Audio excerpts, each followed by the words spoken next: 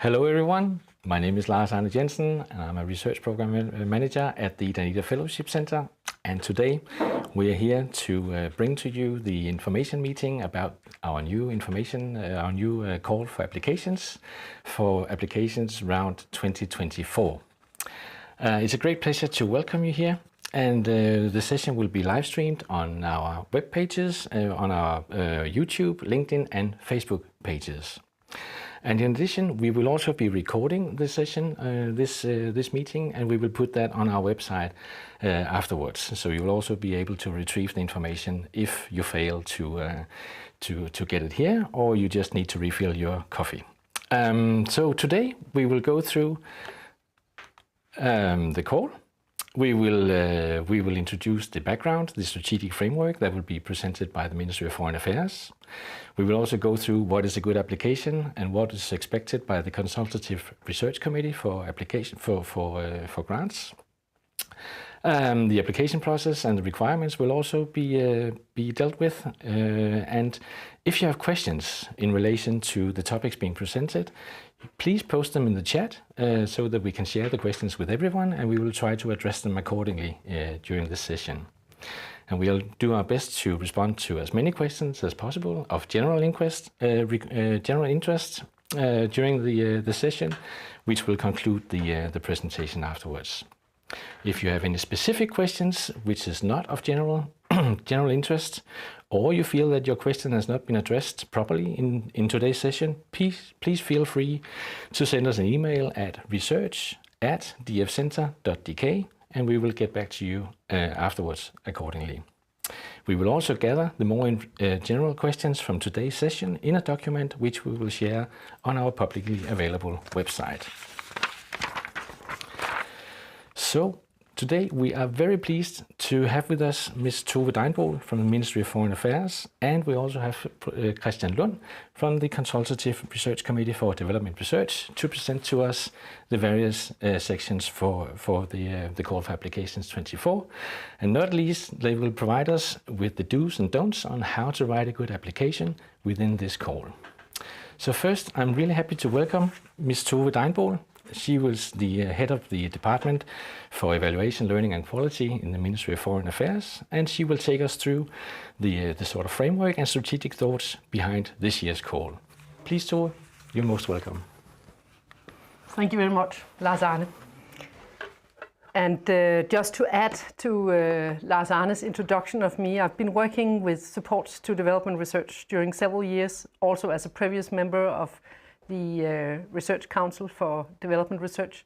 And some of you will know me from my time in Ghana when I was the ambassador there, and also involved in support to development research. I will mainly speak about the overall framework for supporting development research. The Act on International Development Cooperation, the Danish Act, describes that there is a possibility for supporting research, strengthening research capacity in developing countries and creating new knowledge to address development challenges. So there's an opening in the law, and this is what we are using when we are providing this support. Furthermore, in our development cooperation strategy called The World We Share, there's also a clause saying that partnerships between Danish universities and the research community in the Global South are important for generating knowledge and capacity to formulate good, well-considered policies and thereby sustainable outcomes. So we are basing ourselves on solid ground when we provide this support. We're in the process of preparing a strategic guidance document for Danish development research support. And in this, there are a number of principles which we have also quoted in the call for applications. And I'll highlight them because they are important to consider when preparing your research proposals. It's 7 guiding principles, and the first one is that it has to be of scientific excellence and practical relevance. Both are important. Not too academic, not too focused on practical terms only, but a good combination. It has to embrace complexity You cannot just choose a very narrow focus without considering the context. Is contextually relevant and engages stakeholders. It has to be relevant for the stakeholders in the specific countries. Focuses on inclusion, human rights and local knowledge.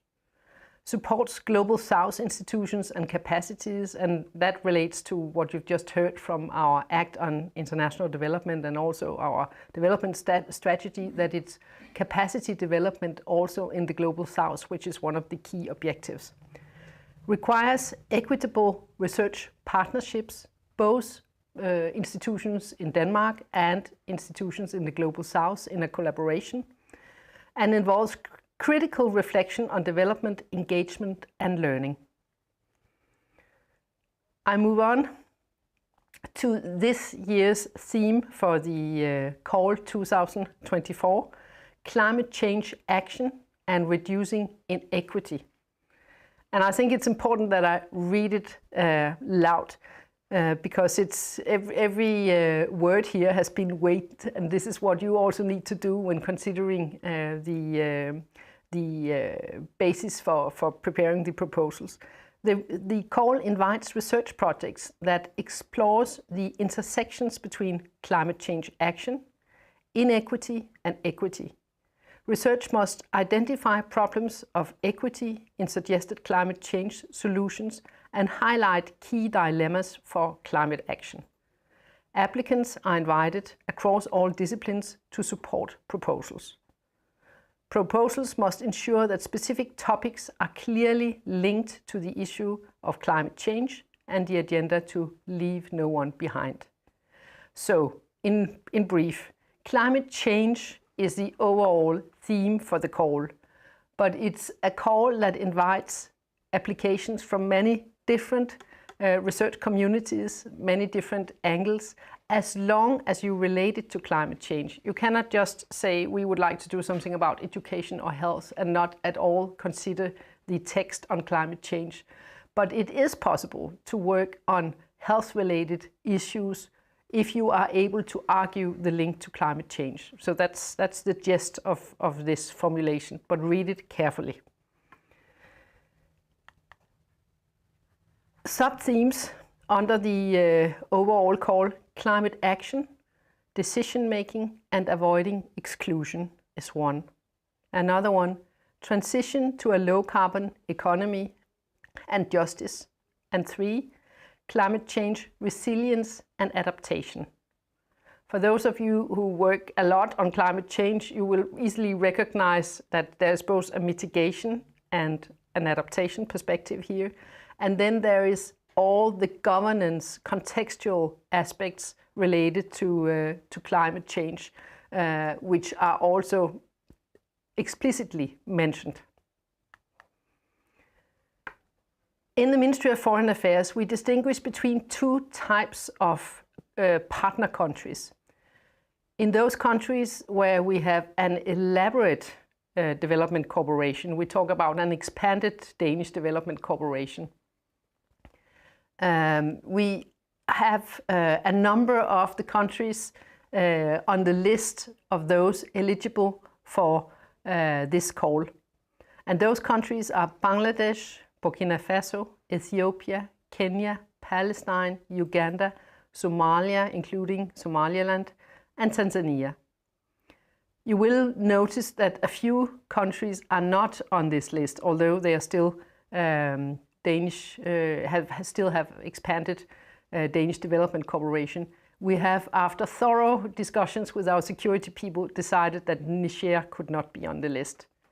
And talking about security considerations, they are particularly important for applications for research in Burkina Faso, Palestine, almost goes without saying, and Somalia, including Somaliland.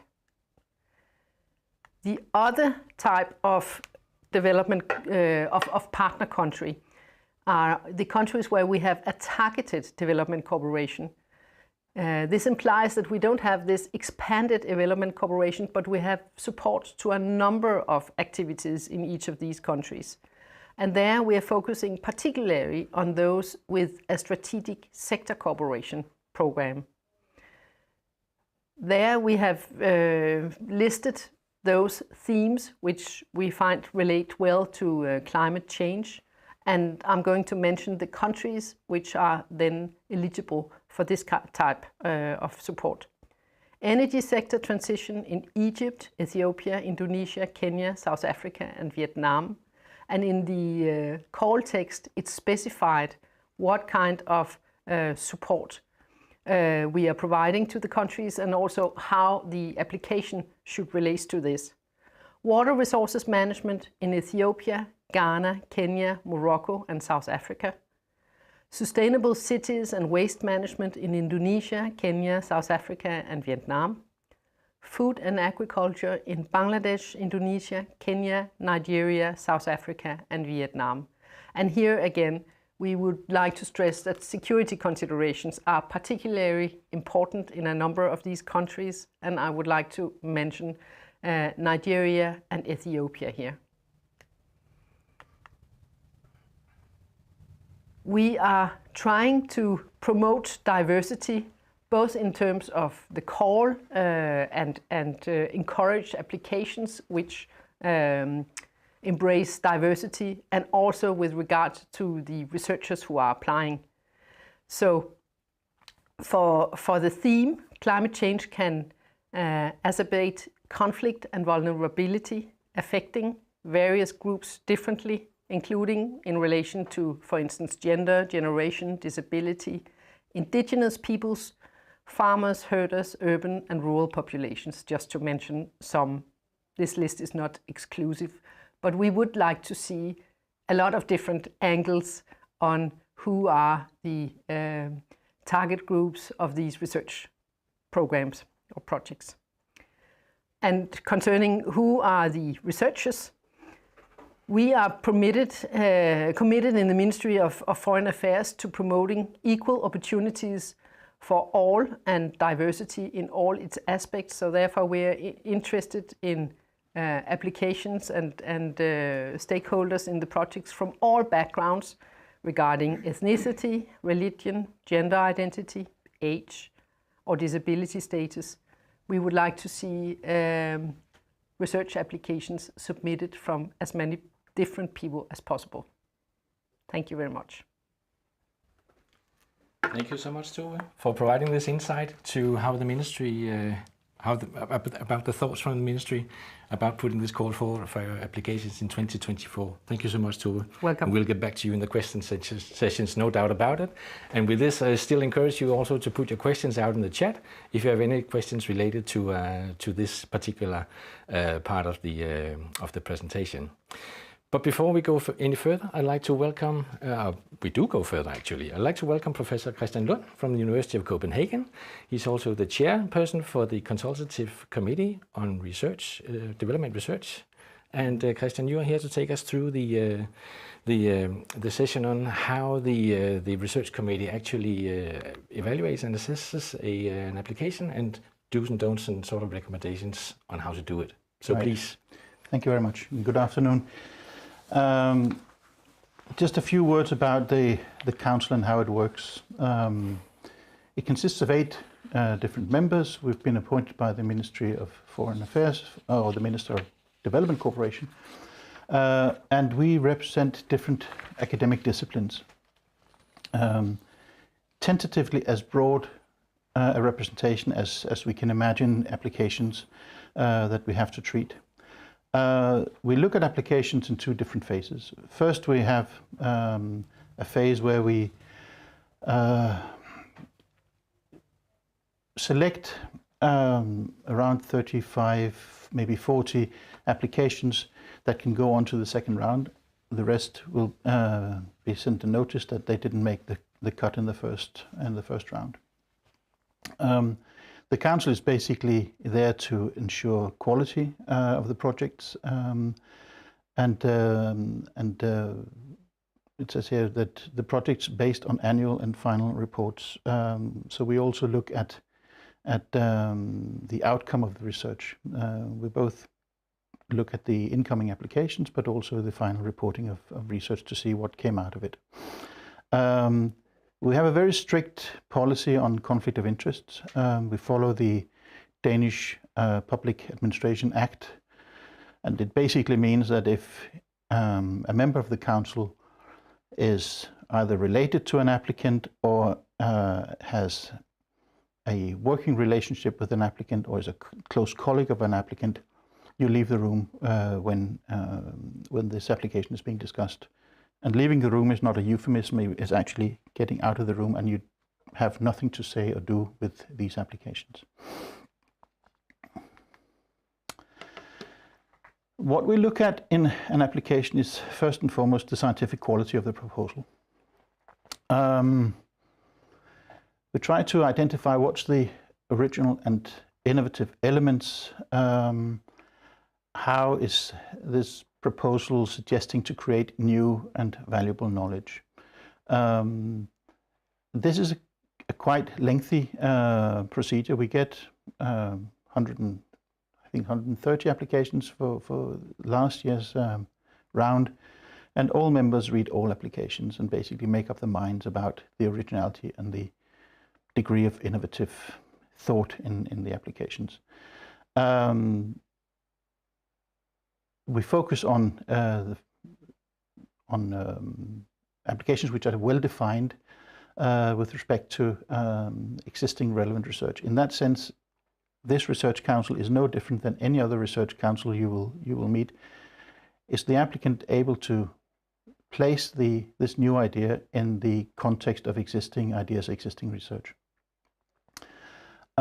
We put great emphasis on whether the design of the project has a clear method, has theoretical considerations, and whether it is sufficiently interdisciplinary to deal with the problem it suggests to deal with. Interdisciplinarity is not an absolute must, but very often the best way of addressing a complex issue, and most of the applications deal with fairly complex issues in complex contexts. So interdisciplinarity is a good thing for most applications.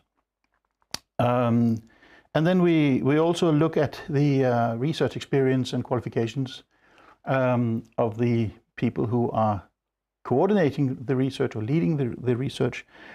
Now, that doesn't mean that you can't ever work on something new, but you have to explain to us how well prepared you are to do this. It's not impossible to start up new research in an area one is not totally familiar with, but we need to be able to see that you have prepared well for it.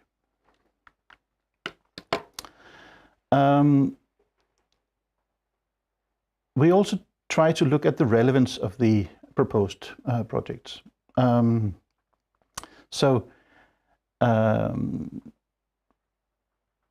Is the focus of the project well defined, and is it somehow linking to the principles of support for development research and the themes of the call?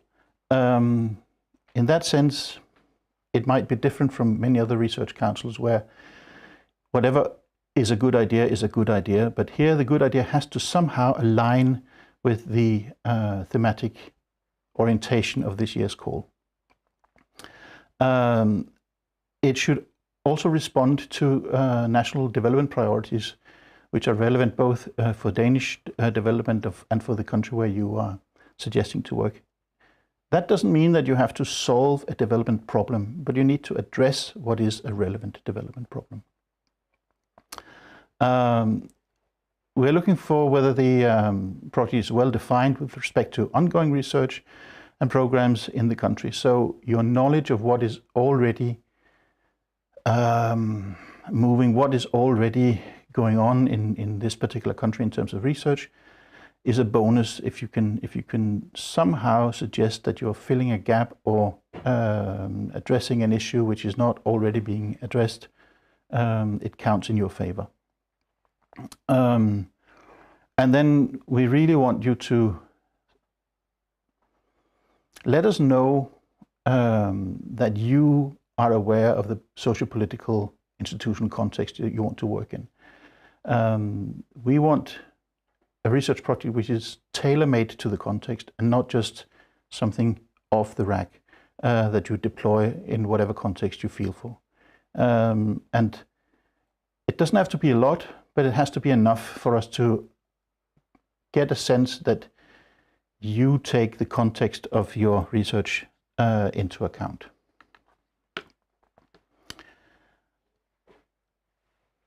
We'd like to look also at the proposed effects of the research. What can we actually get out of this? This is, of course, very difficult to evaluate. But we're looking at potential direct effects with respect to selected sustainable development goals. Does it make sense in terms of aligning with the policies that we see in the development strategy of this particular country? We also check whether the project is positioned. What it says here? The project is positioned for use that is, for example, by collaboration with public and private stakeholders, which could promote, use, and uptake the research findings. So, who are your partners in this development research project? Does it make sense? If you're working on a particular in a particular field, in a particular area, there are local institutions, local government institutions, local research institutions that it makes a lot of sense to collaborate with. And we'd like the applicant to demonstrate that this is already taken into account. One of the things that we pay a lot of attention to is that this particular form of research should strengthen the research capacity, especially in the developing country. A general way this is done is by including PhD students or postdocs and have training of these young scholars as part of the research project. Now, there's no strict formula for this. It can be 1 or 2 or 4 or 5. It really depends on whether it makes sense, whether it is a coherent, consistent, promising, integrated way that you do your PhD or your PhD training. So it's not a question of listing as many as possible and hope that you will get the grant. An application is not necessarily better because it promises 6 PhD students rather than 4 or 2.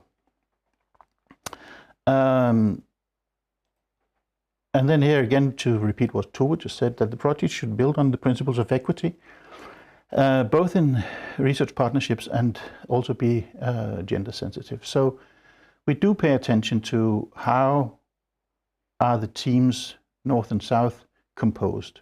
Have the applicants made an effort to make the team as diverse as possible, or what kind of diversity makes sense in this particular project?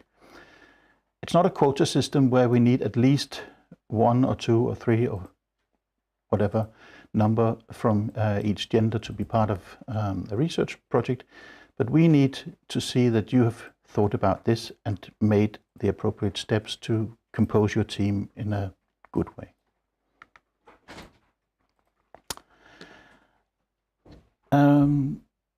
This is a recommendation which might seem superfluous, but I think experience tells us it's, you can't say this enough. Please read the call carefully. Read it twice, read it 3 times, discuss the call with the people you apply with, discuss the guiding principles, make sure that you are aware of what they are and not just think that they are small boxes to be ticked and then you can do whatever you like. Those proposals, and there are every year some of those, they don't make it to round 2. So it's a waste of time. So read the call carefully. It's the simplest thing. And make sure that your research proposal addresses the call or the theme of the call for this year. Again, this should go without saying, but experience tells us that it really doesn't. So try to take this very seriously. The competition is fierce. There are many applications, and there are many good applications. So if you don't do this well, you will disqualify yourself in a very easy and simple way, and nobody has an interest in that.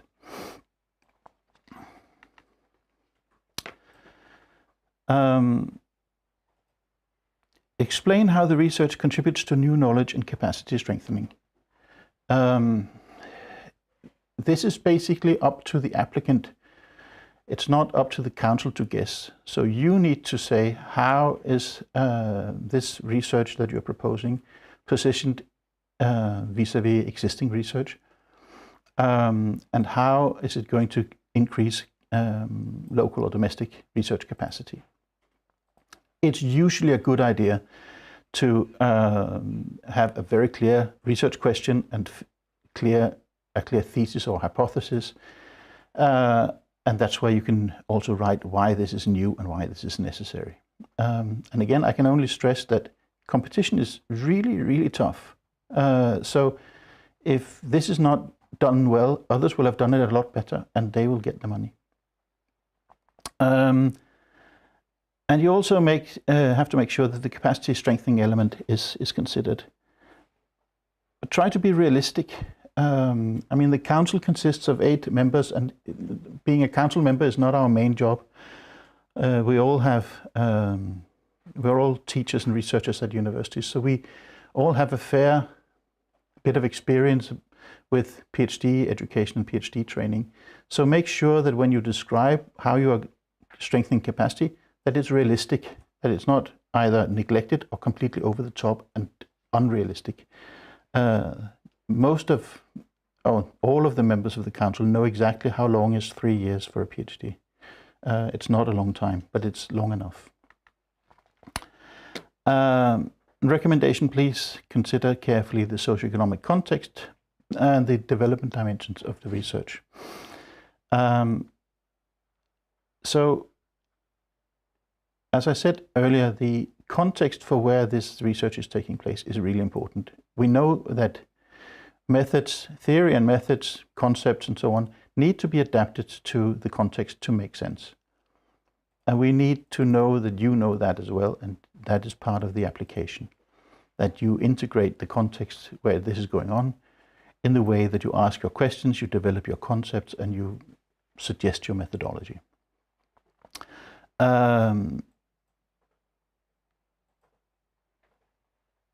As part of that, you need to demonstrate that you know enough about the national and regional context, and that your questions are relevant and possible and feasible in this context. Sometimes we have applications which cover more than one country, and that is sometimes very good. But you need to explain why. Why are you comparing 2 countries, or why are you doing a study in more than one location? There can be very good reasons, but we'd like to know what they are, because they will also weigh in when we assess the way that concepts are being developed, methodologies are being suggested, and so on. A lot of the research is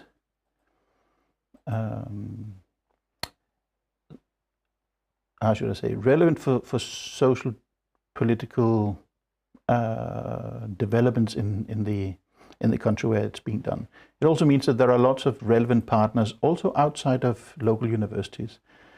And the more the council knows whether you are aware of potential partners, and the more you're able to draw them in a relevant and competent way, the stronger the application will look.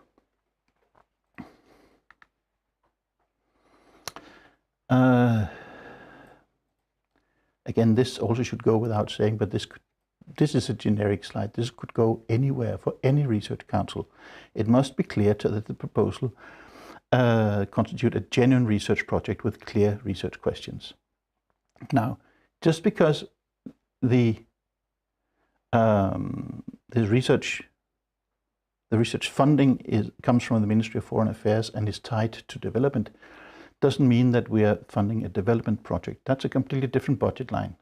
This is a research budget line. So it's important that it is a research project where you ask a question for which you don't already know the answer. You can have one or more research questions which need to be both intellectually challenging but also relevant for the context.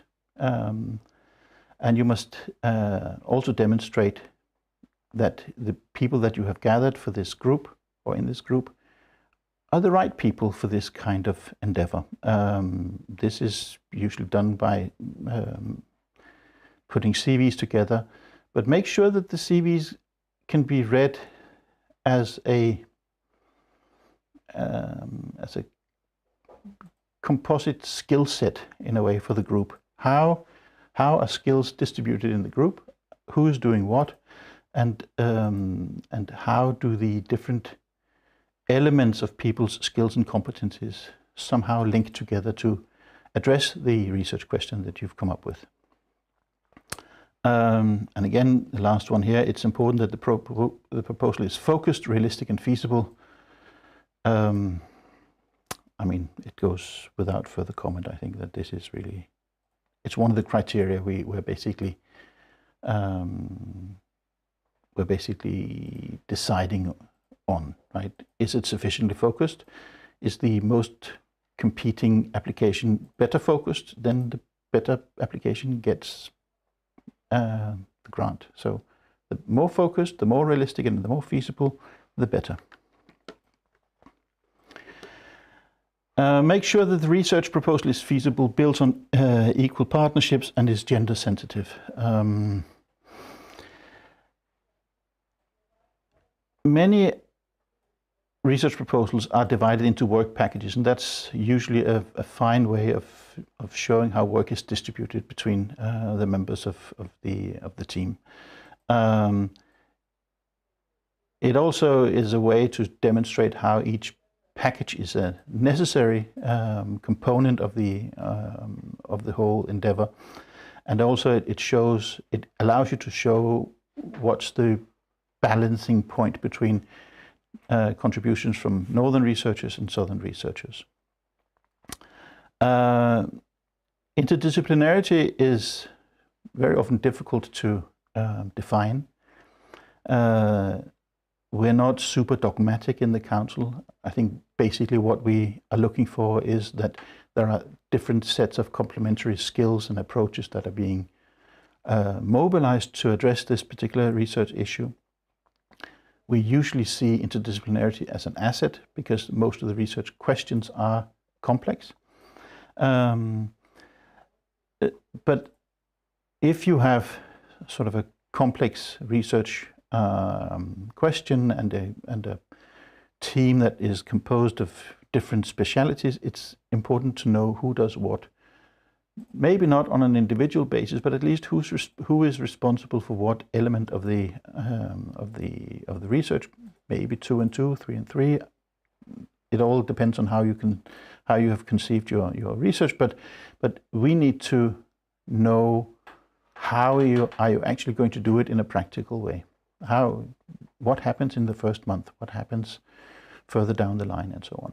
And again, the research council members are all researchers themselves. We do know that it's difficult to plan 5 years as clockwork, but we also know that you need to have anticipated a lot of things when you do your planning. It's important that the participating researchers, especially the main researchers, allocate sufficient time. Sometimes we get applications where the time allocated for the PI or leading members of the team seems too modest to be able to accomplish what you promise. So again, be realistic. And also, with the composition of the team, explain how you have reflected on the gender dynamics of the research team. Is this a sort of balanced team? Does it make sense? Why are these people selected, and so on? I think this is not just to how should I say, to explain the pedagogy by repetition, but it is really important that the research idea comes across clearly. In my own experience, writing applications, the research idea very often only comes clear at the very end. But if that's what's happened to you, you need to take this very end of the application and move it to the top of the application, because otherwise you put too much trust in the council to be on your journey of finding out what you want to do. You need to put up the research questions and the research idea at the very start of the application. You're addressing the entire committee. True, we come from quite different disciplines. We're all specialists in something and quite experienced in reading broadly, but make sure that you're addressing the entire council. Make sure that the research is analytical rather than descriptive. So we're not looking for a mapping exercise. That can be well enough, but that's not, you can't leave it at that. You need to have a question that can be answered conceptually and empirically. That means we expect you to use a set of concepts, not very many. So we've written here 1 to 3, not 25. Take that with a pinch of salt. You might have 4 concepts, but don't inundate the application with a concept. This is not sort of an arms race of who has the most concepts. We're looking for whether these concepts can actually be generative of a methodology and can make sense in your data collection. And final bit of advice maybe is that it's a good idea. That experience shows us that it's a really good idea, both to have a colleague who is in your field read your application, but also somebody who is maybe from outside of your field to read your application. And it should preferably be people who can be unsentimental about their comments to you and tell you why it doesn't make sense or what doesn't make sense and what they don't get. And usually if they don't get it, the council will also not get it. So listen really carefully to your readers. And this is really time well spent. Make sure you're ready ahead of time. Share it with colleagues. Get the feedback on the legibility of your application. So these are the do's. Now we come to the don'ts. Do not apply for a project for product development projects. So sometimes we get applications that seem to be promoting a particular gadget that should solve problems. That's very fine, but it's not research. It's not a research fundable activity. Data collection is really important in most research projects, but it can't only be data collection. We need to know why data is collected, how it's collected, and what it is supposed to say something about.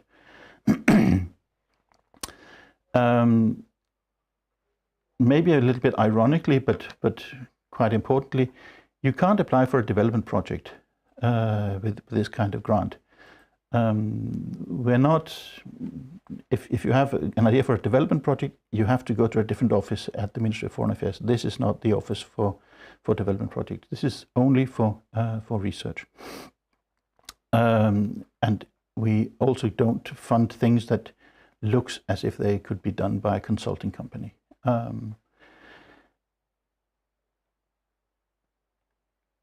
Sometimes we have applications where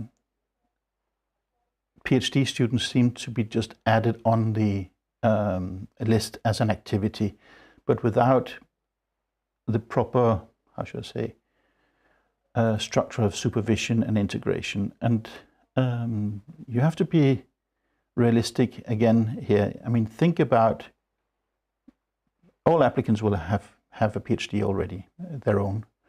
So think about whether this would be an attractive place to do a PhD. Make sure that there's senior involvement, make sure that there's some kind of mentoring, make sure that there are some kind of activities that are supportive of PhD education.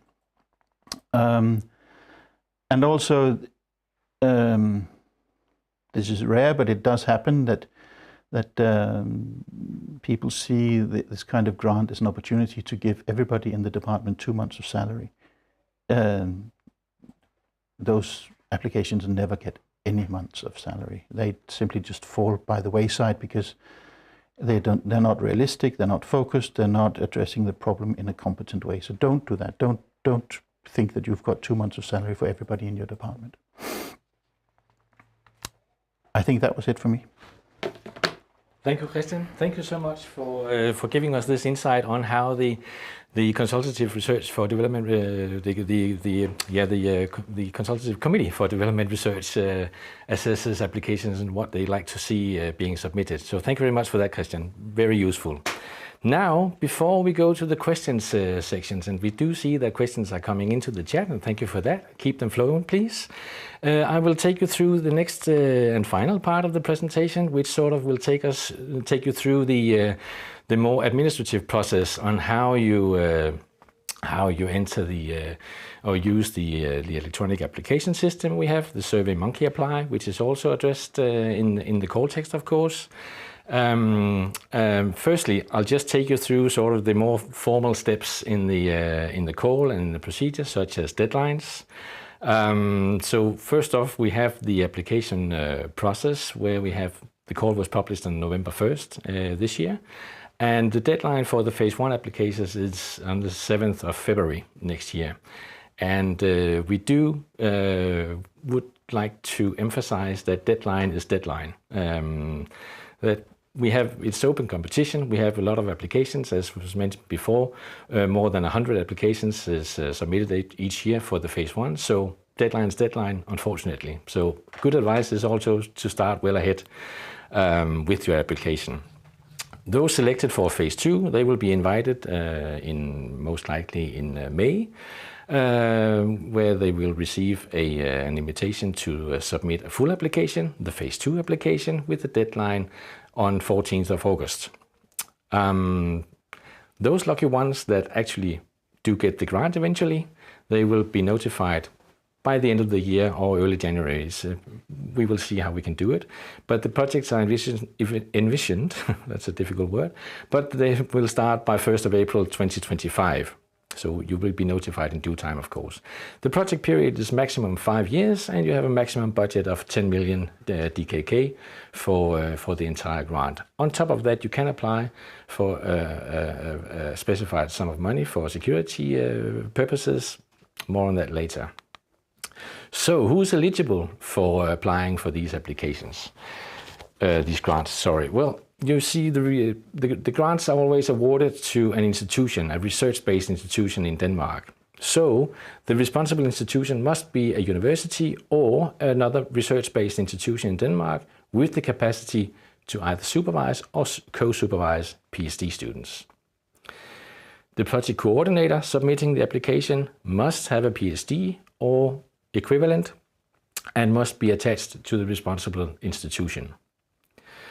It's also possible to include a co-coordinator for the project, and this scientific co-coordinator must also hold a PhD and must also be attached to the same responsible institution as the applying project coordinator. And as such, the research team conducting the entire project must have and sort of present a research background within the topic which you apply for, of course.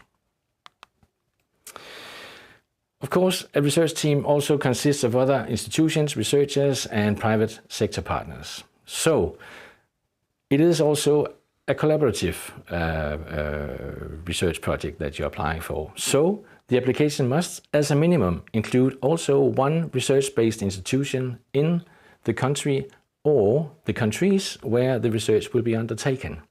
And that is the countries that was presented in the first part of this presentation. All partners must contribute actively in preparing both the phase 1 and phase 2 applications. And also, involvement of private sector partners and national authorities is encouraged. These, as well as international research institutions and research institutions in countries outside of Denmark and partner countries, can be included as secondary partners for their direct input to the activities. So that was a bit on deadlines and also eligibility, who can apply for this. So, how do you use the e-application system, SurveyMonkey Apply? It is accessible from our website, from the Danida Fellowship Center website. And on the website, along with the call text, you will find a number of tutorial videos, like the one shown here, that will take you through sort of the more administrative steps in how you actually use the system and how you submit the application. It's important that the project coordinator creates the e-application. It has to do with the application ID and how they are interlinked. So please make note of that. All research partners can access the application when the project coordinator invites the partners as collaborators in the system. And you will receive, once you have submitted the application, a receipt will be sent to the email of the application owner, i.e. the project coordinator, once it has been submitted. And also from our side, on the administrative side, a few recommendations on what to do and especially what not to do. But firstly, as also was pointed out by the chair of the committee, carefully do read the call and the instructions in the e-application form and the application guide.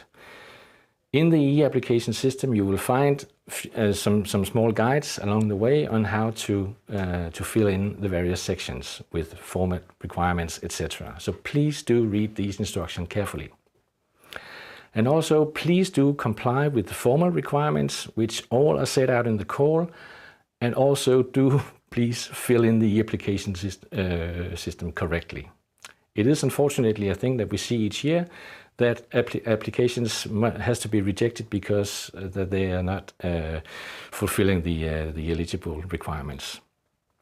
And also, with regard to deadline and inclusion of partners, it is a good thing to start well ahead of the deadline, as there will be no grace period, as indicated earlier. So please do that. And also, to start early makes it possible to involve all the partners in the applications, in the planning, and also in the e-application, to ensure ownership and adjust expectations, not least. And also because you need actually to have all the endorsements in the e-application system. They need to be submitted before you yourself, as the applicant, are able to submit the application in the system. That's also one of the reasons why it's important to start well ahead, and also prepare for the submission of the projects, as these endorsements need to be in place before you can press the submit button. And once you have submitted the e-application in the system, the application cannot be changed. So therefore, make sure everything is in place before you press the green button. I hope it's green, by the way. I'm not too sure of that. But in any case, there are some requirements for the application which will also be considered. And it is, of course, that the application must be submitted by a nationally registered university or research-based institution in Denmark with the capacity to co-supervise PhDs.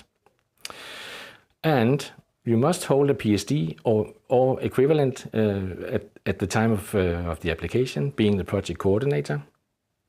The project must be submitted through the SMA system. The application must be submitted within the deadline. And also it must include the correct CVs of the project coordinator and co-coordinator, if such one is included, and all the participating researchers.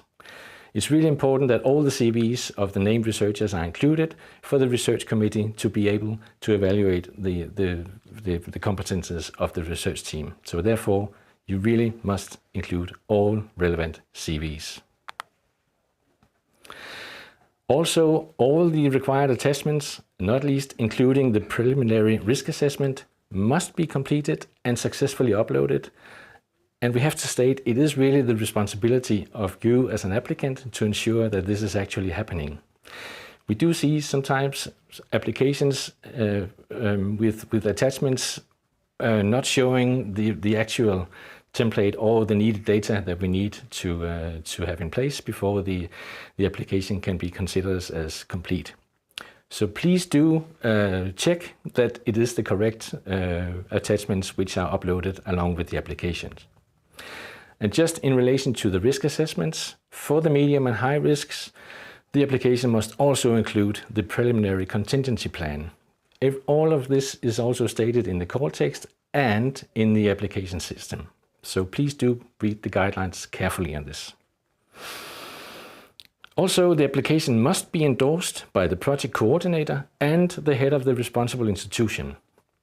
The names of the endorser must match the names of project coordinator and the head of institution, which is stated in the application. In case, for instance, that a head of institution is not able to endorse for various reasons, traveling or vacations, whatever, you simply must state, it is also stated in the call text, but it must be said that the new endorser is on behalf of the head of the responsible institution. The application must also at least include one nationally registered research partner in an eligible country in the south. And the application must include at least one named researcher or project participant from each listed partner institution.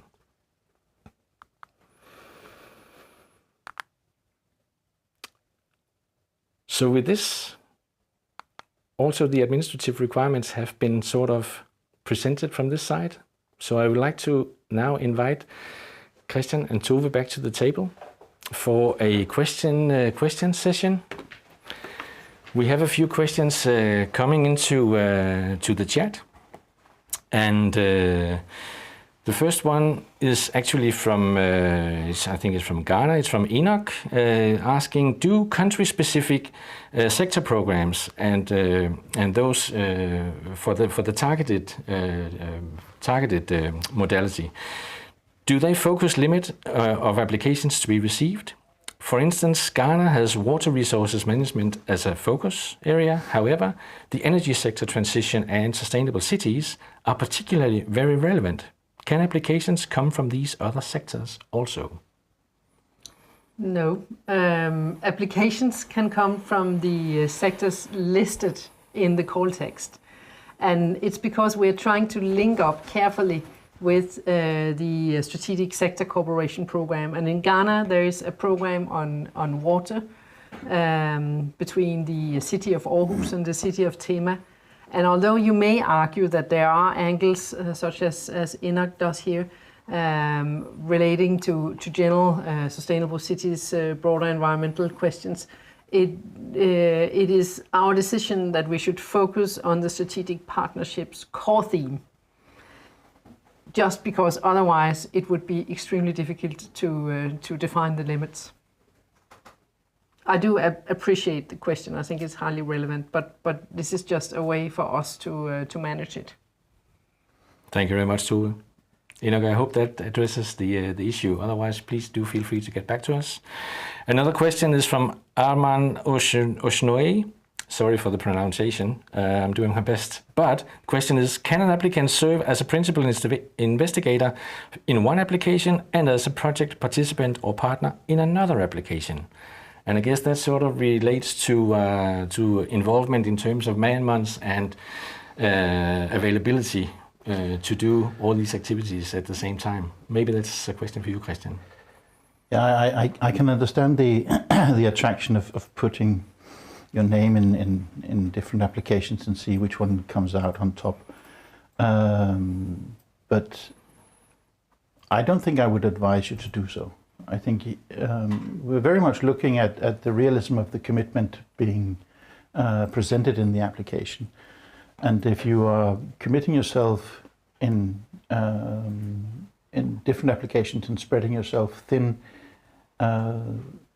you might look as a weaker applicant than many of the people who are applying, who are showing a much more strong commitment to one application. So I don't think it's illegal. I think you could probably do it within the rules. I don't think it's going to be to your advantage. Thank you, Christian. And just to clarify, Christian just said that it is within the rules and requirements that you can both act as a project coordinator in one application and as a partner in another application. But please do consider the words from the chair of the Consultative Research Committee regarding this. Thanks. Another question from Gisa Mike Munabi are whether Ugandan CSOs are eligible for the research grants. And maybe we can broaden that even to sort of other civil society organizations and community-based organizations and also international NGOs, for instance, whether they are eligible for these funds and grants. Well, we can say it is stated in the call text which organizations are eligible for funding and under which conditions. We can say they are not eligible as applicants, applying institutions and responsible institutions, but you can participate under various circumstances and conditions in the research grants as international partners or private or public partners. So it is possible to participate, but not being the applicants. I hope that addresses the question. Nelson Ojijo asks, how can you help potential applicants in the South to link up with research partners in Danish universities and research institutions? It's a really good question, and we would very much like to assist on that. However, we do not, as DFC or Danida or the Consultative Committee for Development Research, we do not have the mandate to link up research partners with each other, unfortunately. It's very important for us to for all of us to keep an arm's length to the applicants and the applications in terms of setting up partnerships. However, yes, there's one thing that we could suggest, and that is to look at the research portal that DFC is maintaining. In the webpage of Danida Fellowship Center under research, you will see that there is a research portal where you can search for previous projects. You can search both by theme and by country. And if you're sitting in South Africa and you're interested in a particular theme, you could have a look and see which are the Danish institutions which have previously been engaged in these areas. And that would be a good bet if you wanted to find a future collaboration partner. Thanks, Tove. I cannot thank you highly enough for emphasizing the Danida Research Portal on this issue. I was just about to say so thanks a lot. Sorry if I took No, not at all. But please, you can find a lot of information on this research portal, and I'm sure it will be posted in the chat already. Another question from Marianne Mosebo is, what is meant by research partner in the Global South? What are the requirements to their institutional setup? And if I should take that question upon me, I'll say that a research-based institution in the Global South, we would mean a university and at least a partner which can supervise PhDs and has the capability of supervising PhD students. Mm. Wouldn't that be a fair interpretation of being an eligible partner in the South? PhD students is an integrated part of these projects, and as activities do happen in the South, this is a very reasonable way of seeing it. I think so too. Then we have many people asking if they can apply for individual PhD grants. Christian, you already said it. Nope. It has to be PhDs has to be integrated as an integrated part of a research collaboration research project. Maybe just a word. This is not just this research council. It's almost generalized now that if you address a research council, it's really rare that anyone has individual PhDs or postdoc grants. Individual PhD grants, you have to go to specific universities when they advertise them. In the portfolio here, PhD grants have to be integrated into the bigger project. Should we add that it's not just for our convenience, it's also because experience shows that it's a very lonely journey to be an individual research student, and that the outcome is generally much better if you're part of, sort of embedded in a larger research project with more experienced researchers who can assist you along the way. Thank you very much for clarification. Thanks. Tu Nguyen asks, can my institute have more than one application with different Danish research partners and different research proposals? Yes.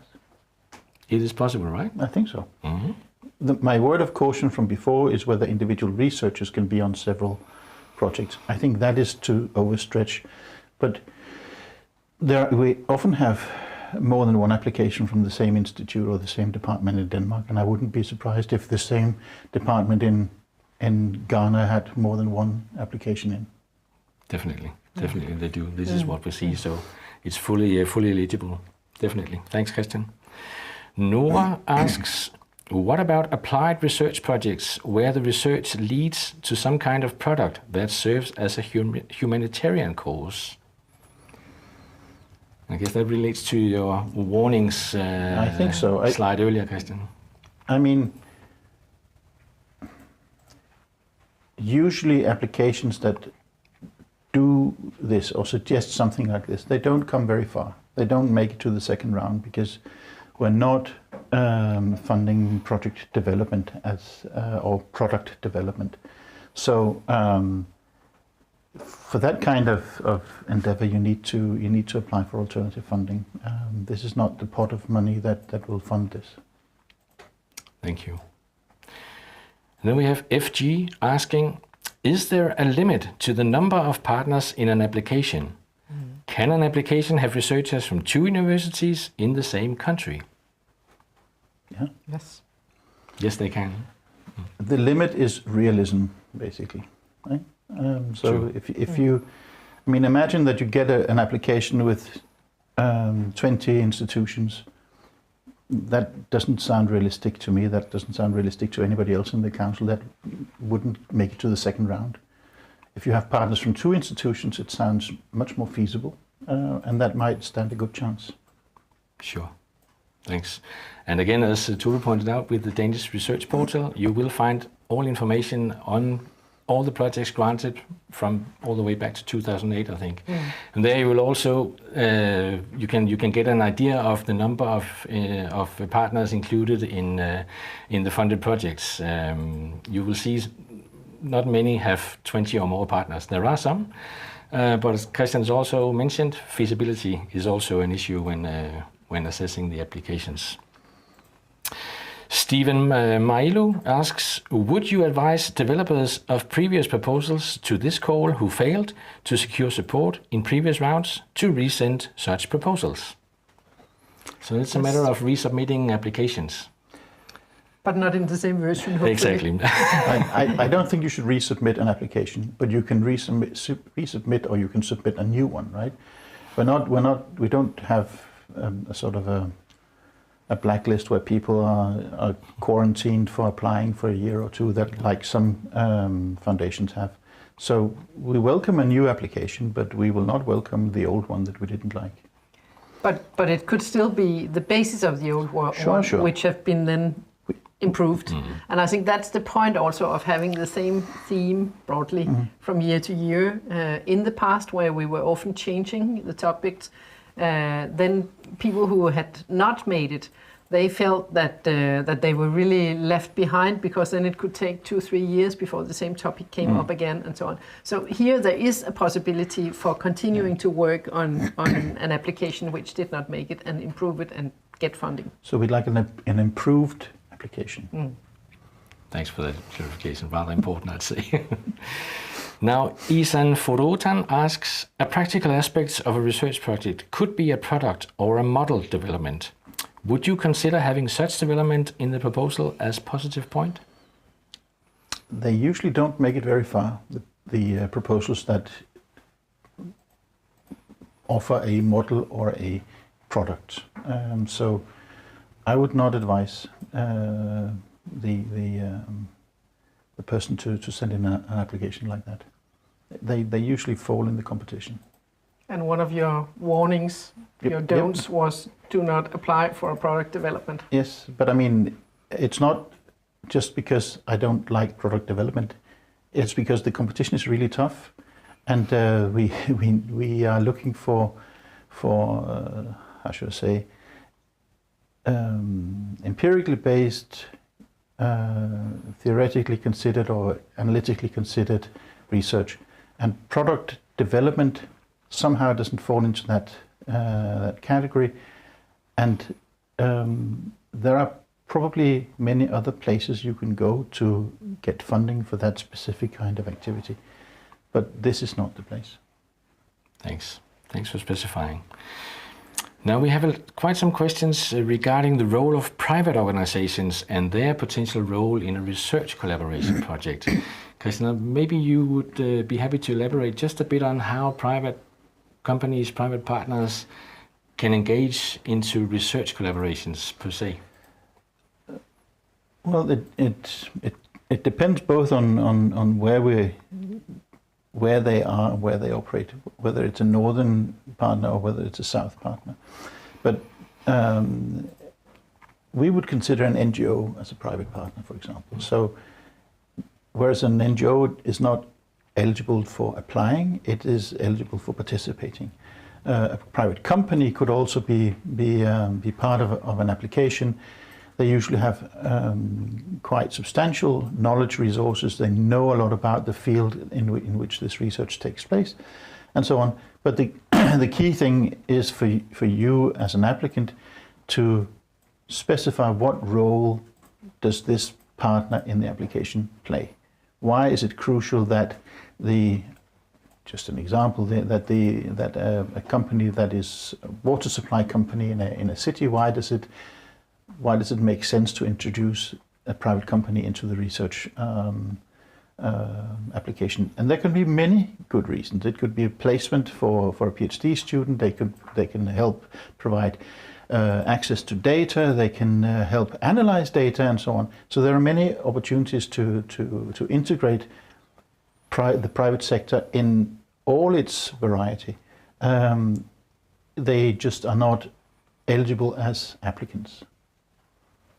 Thank you, Christian. Should we add to this that in addition to being part of an application, which is, as Christian said, possible, we are strongly encouraging also that the research projects reach out to relevant private sector partners, companies, civil society organizations, others, user organizations, with a view to ensure that the research is relevant for end users.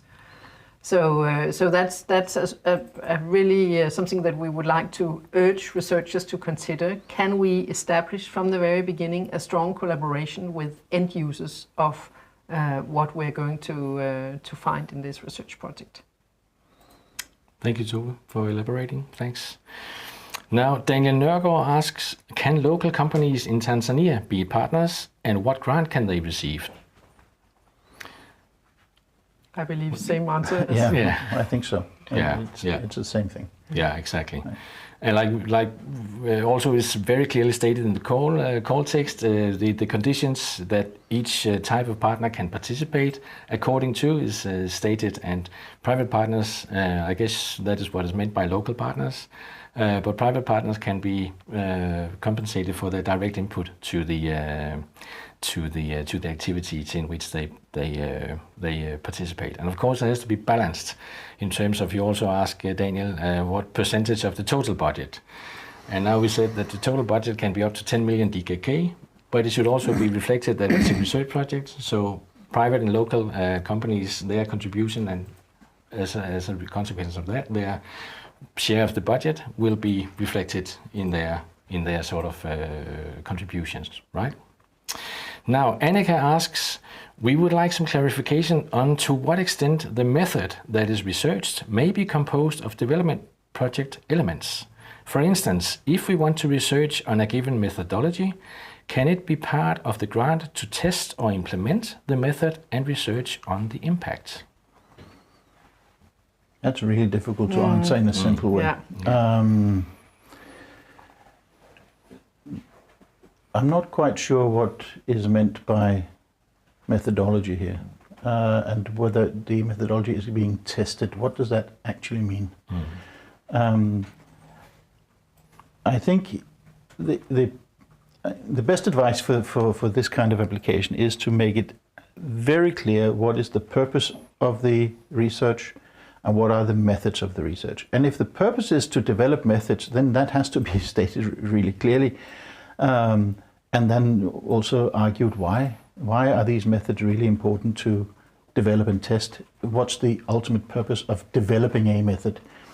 If the method is just an instrument inside the project to produce knowledge, then it's different. But if the purpose of the application of the research endeavor is to develop a method, I think it doesn't stand many chances of getting money, because then we would see method as a kind of a product, and this is not really a product development grant. So you'll have to be more precise than in this question with what's the role, what's the function, what's the objective of developing this particular method. The method as such, I think, is not sufficient to please the council. I think the method has to be a method to produce knowledge somehow.